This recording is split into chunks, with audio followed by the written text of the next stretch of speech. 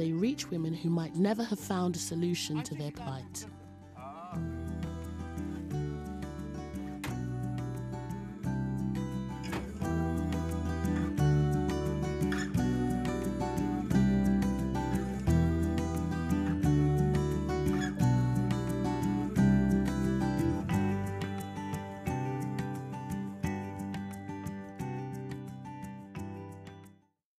Business Latest is brought to you by Catalum, the most efficient and environmentally friendly aluminium smelter.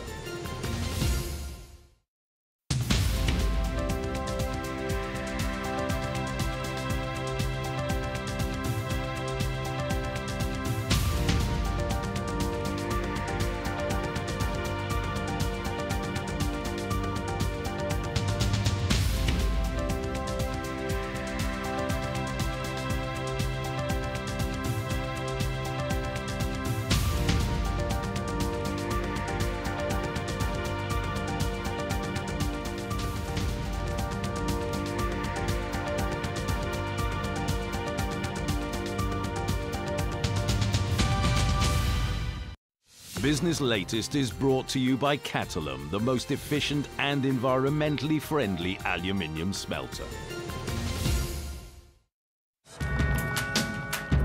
Leaders are remembered, be they loved or feared. Alone they are inscribed on the pages of history. But what of the men and women whose hands build their monuments and whose blood stains their battlefields? The people who, against all odds, wield the power to reshape history. People in power at this time on Al Jazeera. Places we go and things we see determine what we know and who we are. Open your eyes to a world of documentaries.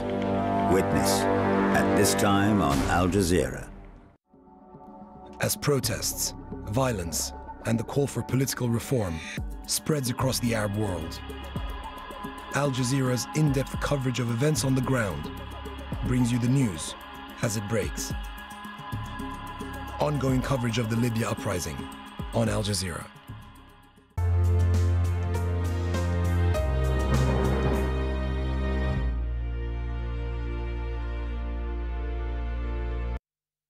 This is Al Jazeera.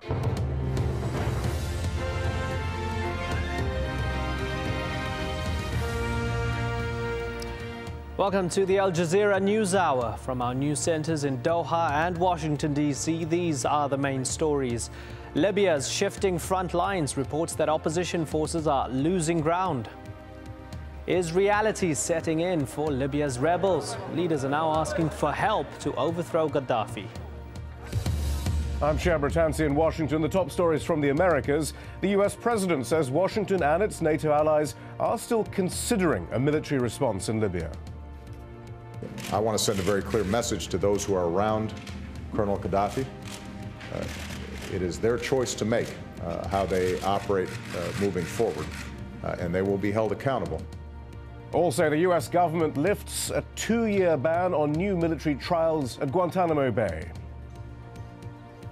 And trying to keep the peace, the clashes threatening to tear Côte d'Ivoire apart once again.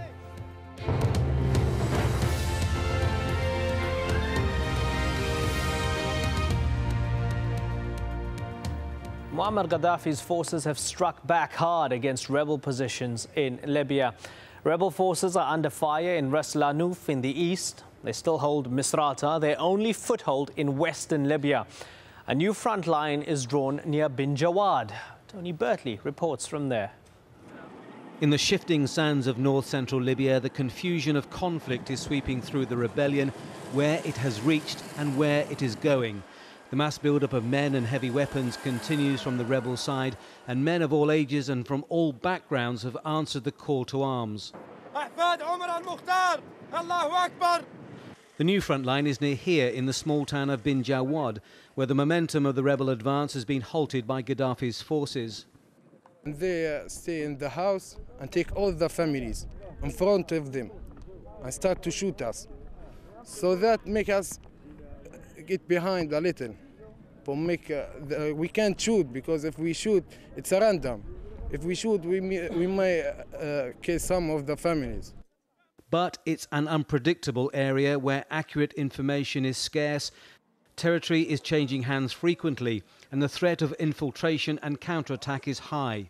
The speed and relative ease it took the rebels to reach her has taken everyone by surprise. Gaddafi's hardcore well-trained units are about 180 kilometres down this road. They are said to be equipped with a vast array of high-tech weaponry, and those with military knowledge are wondering when and not if they're going to use it. Gaddafi forces have been spotted in the area, and although opposition fighters seem unfazed, locals are aware of what lies ahead. What about if they go to Sirte? And Sirte people, 100% they are waiting for these people. Really, I didn't know, maybe people without, they cut the half of them. The nearby town of Ras Lanuf has changed hands several times. It's now held by the rebels. According to locals, Gaddafi's men simply withdrew. Now most here are leaving, fearful of what is going to happen.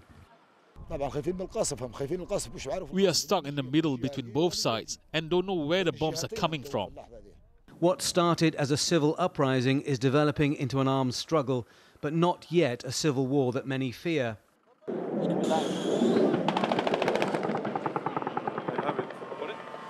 The sound of jets above sends the rebels into defence mode, firing wildly into the air at a target they cannot see.